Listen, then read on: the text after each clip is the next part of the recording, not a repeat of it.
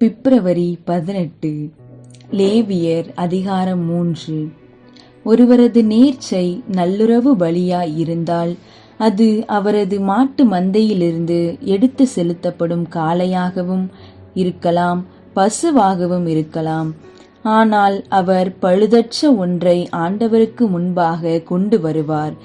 பலி விலங்கின் தலைமேல் அவர்தம் கையை வைத்து சந்திப்பு கூடாரத்தின் நுழைவாயிலில் அதனை கொல்ல வேண்டும். அப்பொழுது ஆரோனின் புதல்வராகிய குருக்கள் அதன் இரத்தத்தை பலிபீடத்தின் மேல் சுற்றிலும் தெளிப்பார்கள். நல்லுறவு பலியிலிருந்து அவர் ஆண்டவருக்கு குடல்களையும் அவற்றை சுற்றியுள்ள கொழுப்பு முழுவதையும், இரு சிறுநீரகங்களையும், அவற்றின் மேல் சிறு குடல்களில் இருக்கும் கொழுப்பையும், சிறுநீரகங்களோடு கல்லீரலின் மேல் இருக்கிற சவ்வையும் பலியாக எரிக்க வேண்டும். ஆரோனின் புதல்வர் அதை பலிபீடத்தில் நெருப்பின் மீது உள்ள கட்டைகளில் ஏற்கனவே வைத்திருக்கும் பலி பொருளோடு எரிபலியாக எரிப்பர். அது ஆண்டவருக்கு உகந்த நறுமணமிக்க நெருப்பு பலி ஆகும். ஒருவர் ஆண்டவருக்கு நேர்ச்சையாக நல்லுறவு பலியை தம் ஆட்டு மந்தையிலிருந்து செலுத்தினால் அது பழுதற்ற ஆணாகவோ பெண்ணாகவோ இருக்கட்டும். ஒருவர் நேர்ச்சையாக ஆட்டை செலுத்தினால் அதை ஆண்டவர் திருமுன் கொண்டு வந்து பலி விலங்கின் தலைமேல் அவர்தம் கையை வைத்து சந்திப்பு கூடாரத்தின் முன்பாக அதனை கொல்ல வேண்டும். ஆரோனின் புதல்வர் அதன் இரத்தத்தை பலிபீடத்தின் மேல் சுற்றிலும் தெளிப்பர். நல்லுறவு பலியிலிருந்து அவர் ஆண்டவருக்கு நெருப்பு பலியாக செலுத்துவது அதன் கொழுப்பும், முதுகெலும்பின் அருகில் வெட்டி எடுத்த கொழுப்பு நிறைந்த வாலும், குடல்களை மூடிய கொழுப்பும், அவற்றை சுற்றியுள்ள கொழுப்பு முழுவதும், இரு சிறு நீரகங்களும், அவற்றின் மேல் இடுப்பையொட்டியுள்ள கொழுப்பும், சிறு நீரகங்களை அடுத்து கல்லீரலின் மேல் உள்ள சவ்வும் ஆகும். இவற்றை குருக்கள் பலிபீடத்தின் மேல் எரிப்பார்கள். இது ஆண்டவருக்கு எரிக்கப்படும் உகந்த உணவாகும். நேர்ச்சையாக ஒருவர் வெள்ளாட்டு கிடாயை செலுத்தினால் அதை அவர் ஆண்டவர் திருமுன் கொண்டு வந்து அதன் தலைமேல் தம் கையை வைத்து சந்திப்பு கூடாரத்திற்கு முன்பாக அதை கொள்வார். ஆரோனின் புதல்வர் அதன் இரத்தத்தை பலிபீடத்தின் மேல் சுற்றிலும் தெளிப்பர்.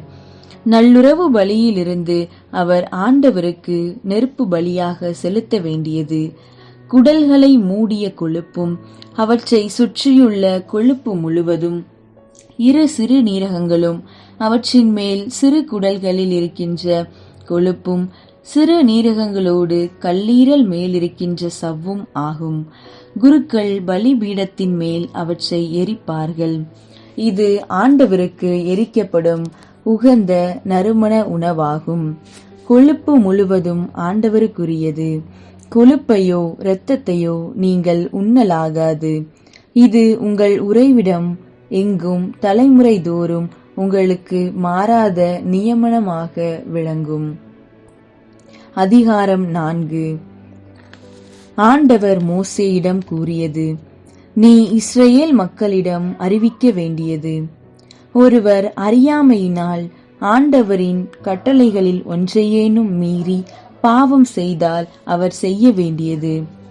அருள் பொழிவு பெற்ற குரு பாவம் செய்து மக்கள் மீது குற்ற பழி வந்தால் தாம் செய்த பாவத்தை முன்னிட்டு பழுதற்ற ஓர் இளங்காளையை பாவம் போக்கும் பலியாக ஆண்டவருக்கு செலுத்துவாராக.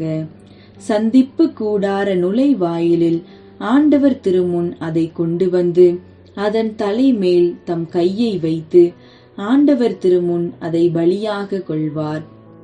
அருள் பொழிவு பெற்ற குரு அந்த காளையின் இரத்தத்தில் கொஞ்சம் எடுத்து அதை சந்திப்பு கூடாரத்திற்குள் கொண்டு வந்து அந்த இரத்தத்தில் தம் விரலை தோய்த்து தூயகத்தின் தொங்குதிரைக்கு எதிரே ஆண்டவர் திருமுன் 7 முறை தெளிப்பாராக.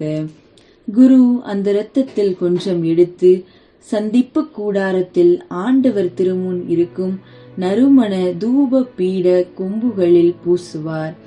காளையின் எஞ்சிய இரத்தம் முழுவதையும் சந்திப்பு கூடார நுழைவாயிலில் இருக்கும் எரிபலி பீடத்தின் அடித்தளத்தில் ஊற்றுவார்.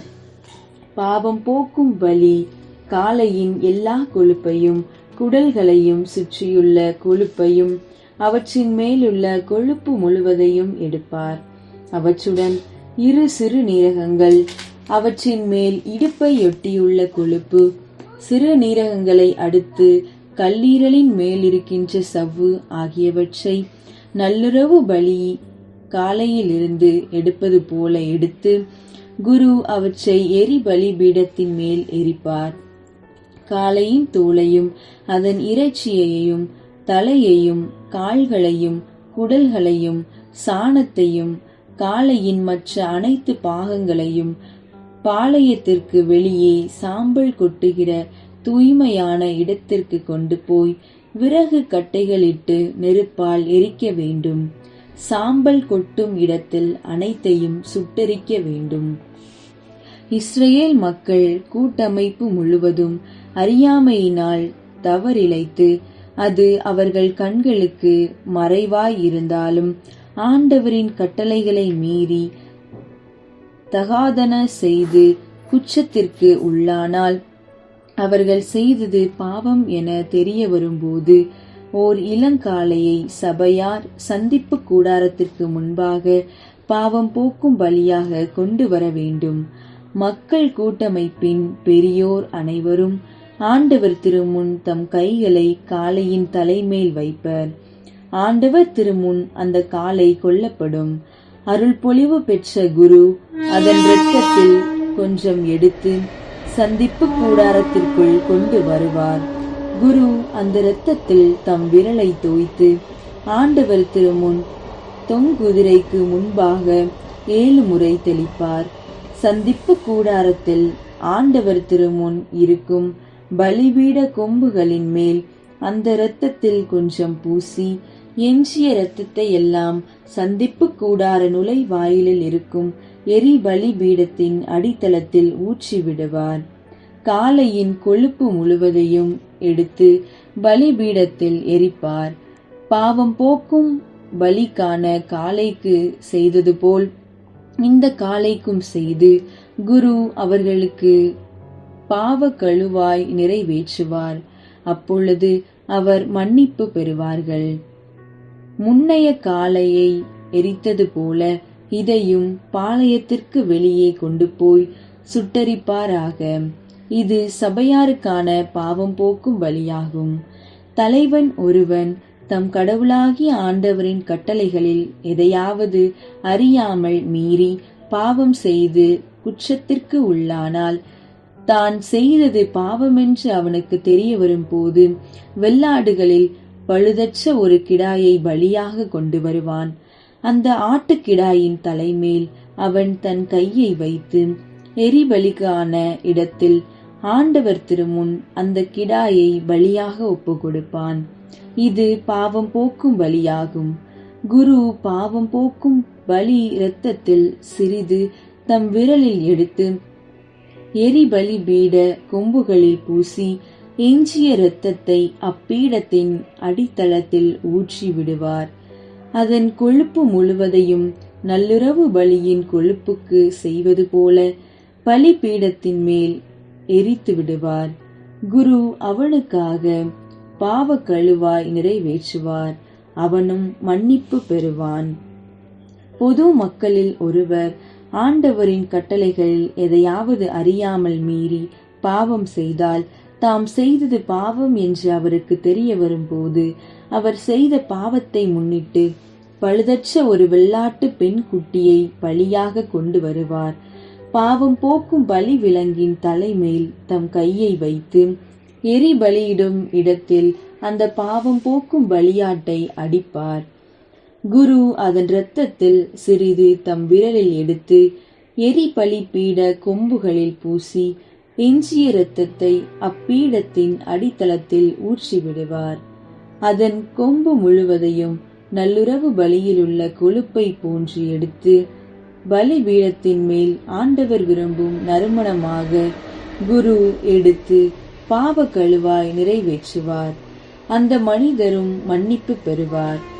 பாவக்கழுவாய் பலியாக அவர் ஓர் ஆட்டுக்குட்டியை கொண்டு வந்தால் அது பழுதற்ற பெண் ஆட்டுக்குட்டியாக இருக்க வேண்டும்.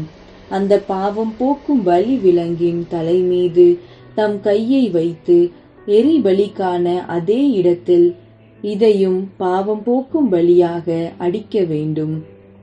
குரு அந்த பாவம் போக்கும் பலியின் இரத்தத்தில் சிறிது தம் விரலில் எடுத்து எரிபலி பீட கொம்புகளின் மேல் பூசி எஞ்சிய இரத்தம் முழுவதையும் பலிபீடத்தின் அடித்தளத்தில் ஊற்றிவிடுவார்.